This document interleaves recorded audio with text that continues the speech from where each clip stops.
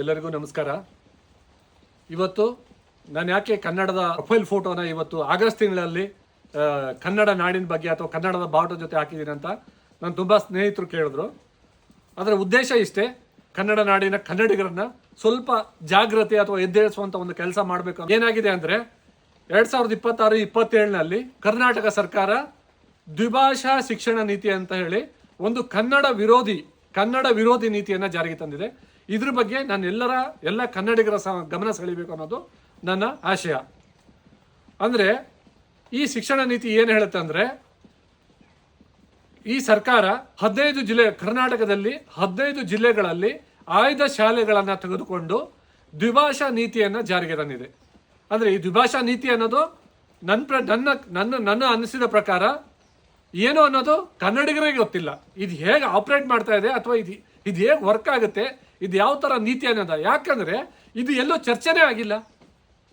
ಇದು ಯಾವ ಶಿಕ್ಷಣ ತಜ್ಞರನ್ನ ಕೇಳಿಲ್ಲ, ಯಾರ ಸಾಹಿತಿಗಳನ್ನ ಕೇಳಿಲ್ಲ, ಯಾರು ಕನ್ನಡ ಉಳಿಸ್ಬೇಕು ಅವ್ರನ್ನ ಕೇಳಿಲ್ಲ ನೀವು.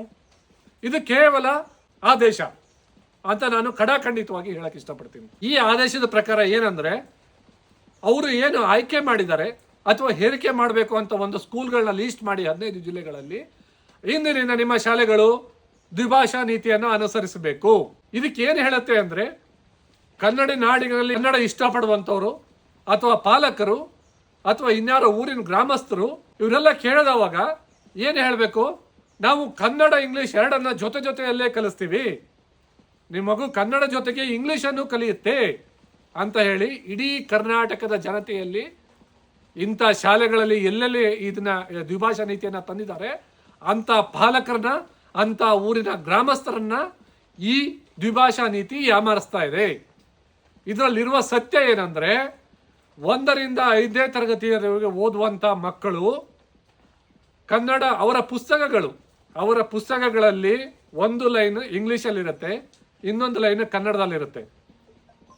ಆ ಕನ್ನಡದಲ್ಲಿರುವಂತಹ ಲೈನು ಏನಕ್ಕೆ ಅಂದರೆ, ಶಿಕ್ಷಕರಿಗೆ ಪಾಠ ಹೇಳೋದಕ್ಕೆ ಸುಲಭವಾಗಲಿ, ಮಕ್ಕಳಿಗೆ ಅರ್ಥ ಮಾಡಿಸೋದಕ್ಕೆ ಸುಲಭವಾಗಲಿ, ಅಥವಾ ಪಾಲಕರಿಗೆ ಮನೆಯಲ್ಲಿ ಇಂಗ್ಲೀಷ್ ಹೇಳ್ಕೊಡೋ ಕಷ್ಟ ಆದರೆ ಅವ್ರು ಕನ್ನಡ ಓದ್ಕೊಂಡು ಇಂಗ್ಲೀಷನ್ನು ಹೇಳ್ಕೊಡ್ಲಿ ಅನ್ನೋ ಉದ್ದೇಶದಿಂದ. ಆದರೆ ಈ ನೀತಿ ಏನು ಹೇಳುತ್ತೆ ಅಂದರೆ, ಕನ್ನಡ ಮಾತೃಭಾಷೆಯನ್ನು ಬಿಟ್ಟು ನಿಮ್ಮ ಗಣಿತ, ವಿಜ್ಞಾನ, ಸಮಾಜ ಉಳಿದ ಎಲ್ಲ ಭಾಷೆಗಳನ್ನು 1ರಿಂದ 5ನೇ ತರಗತಿಯ ಮಕ್ಕಳು ಕಡ್ಡಾಯವಾಗಿ ಇಂಗ್ಲಿಷ್ನಲ್ಲೇ ಬರೆಯಬೇಕಂತ ಹೇಳುತ್ತೆ.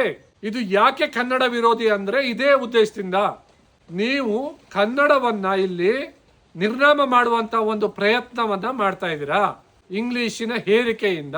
ಮೊನ್ನೆ ನಮ್ಮ ಬರ್ಗೂರವರು ಇದ್ರ ಬಗ್ಗೆ ಬರೆದಿದ್ದಾರೆ. ಆದರೆ ಸಾಕಷ್ಟು ಕನ್ನಡಿಗರು ಇದನ್ನ ನೋಡಿಲ್ಲ, ಈ ವಿಷಯ ಚರ್ಚೆ ಆಗಿಲ್ಲ.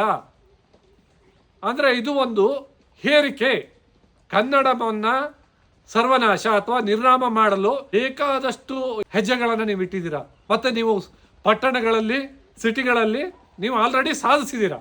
ಕನ್ನಡವನ್ನು ನಿರ್ನಾಮ ಮಾಡಿ ನೀವು ಏನು ಸಾಧನೆ ಮಾಡಬೇಕು ಅಂದ್ಕೊಂಡಿದ್ದೀರಿ, ಪ್ರೈವೇಟ್ ಸ್ಕೂಲ್ಗಳನ್ನ ಬೆಳೆಸಬೇಕು ಅಂತ ನಿಮ್ಮ ಅಜೆಂಡಾ ಇತ್ತು, ನೀವು ಅಚೀವ್ ಮಾಡಿದ್ದೀರಾ.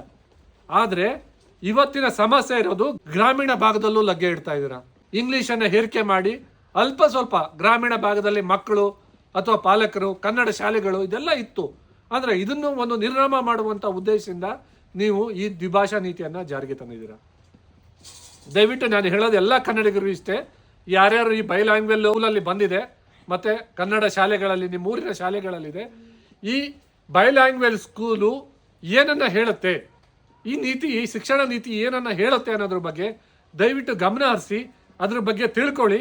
ಈ ದ್ವಿಭಾಷಾ ನೀತಿ ನಮ್ಮ ಕನ್ನಡವನ್ನು ಎಷ್ಟು ಕಟ್ಟಿ ಬೆಳೆಸುತ್ತೆ ಅನ್ನೋದ್ರ ಬಗ್ಗೆ ಒಂದ್ಸಾರಿ ಯೋಚನೆ ಮಾಡಿ. ನಾನು ಮುಂದಿನ ನನ್ನ ವಿಡಿಯೋಗಳಲ್ಲಿ ಇದ್ರ ಬಗ್ಗೆ ವಿಸ್ತಾರವಾಗಿ ಪ್ರತಿಯೊಂದರಲ್ಲೂ ಇದರಲ್ಲಿ ಆಗ್ತಿರುವಂಥ ಕುಂದುಕೊರತೆಗಳು ಏನಂತ ಗಮನ ಹರಿಸುವಂಥ ಕೆಲಸವನ್ನು ಖಂಡಿತ ನಾನು ಮಾಡ್ತೀನಿ. ದಯವಿಟ್ಟು ನೀವುಗಳು ಇದ್ರ ಬಗ್ಗೆ ಒಂದ್ಸರ್ತಿ ಗಮನ ಹರಿಸಿ. ನಮಸ್ಕಾರ.